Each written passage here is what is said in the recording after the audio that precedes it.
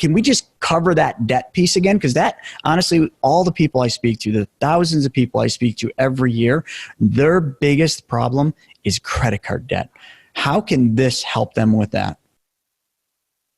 Yeah, this leads into secret number 2 that your commercial real estate broker and the 1031 exchange company doesn't want you to know. And it has to do with the 1031 exchange rule of equal or greater value, which typically means equal or greater debt. So you may sell your property for $1 million or $2 million or $3 million, and let's just say you had $1.5 million in debt on the property. The likelihood of you to find something, let's say a $3 million deal, you're going to find exactly a $3 million deal and only keep a $1.5 million debt are very low. Most, and I've done 1031 exchanges. This is my experience. And as a real estate broker, I love it because I get paid on the full amount of the purchase price, not just on the equity. And so they buy a $4 million property, now they're $2.5 million in debt because they had to purchase something of equal or greater value. So the intent is to go into smart debt when it makes sense. And I'm by no means, make sure you hear this. If you can find a value add, forced appreciation, low price per square foot, good location property, hey, buy it. Mm-hmm. To me, that's single-handedly the best place to earn and build your wealth. However, if you can't find those things, or if you wouldn't have bought that property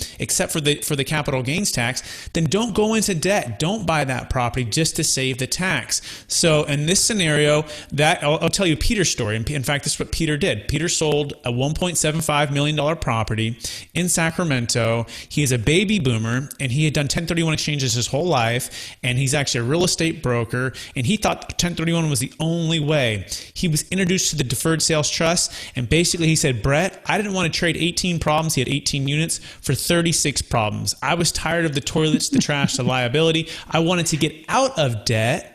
But I had this $500,000 tax liability. He's driving from Marin, California to Sacramento, fighting traffic 3 days a week, evicting tenants, dealing with rent control. He goes, Brett, I'm so happy now that I used the Deferred Sales Trust. I have no more debt. I have more time and energy I've ever had before, and I don't have to worry about that property anymore. And so debt was a big thing for him because in 2008, he almost lost everything. He was able to hold on and manage everything and scrape by and negotiate with banks, and he was able to hold on. But fast forward, he goes, I've seen a lot of writing on the wall for some similar things for values. He didn't think the market's going to crash or anything. So it wasn't out of fear that he said, oh no, but it was more so just in case. I don't want to be able to, I don't want any debt. I want to be able to sleep at night. And I also want this time and energy. So this is truly the debt-free plan, because in the Deferred Sales Trust, you don't have to buy equal or greater value. In fact, you don't even have to buy real estate if you don't want to. You can put it into the trust, and it kind of becomes like a self-directed IRA, if you will, where it can be into stocks, bonds, mutual funds. It could be in other people's real estate projects where it's non-recourse debt for you, so the debt's not in your name.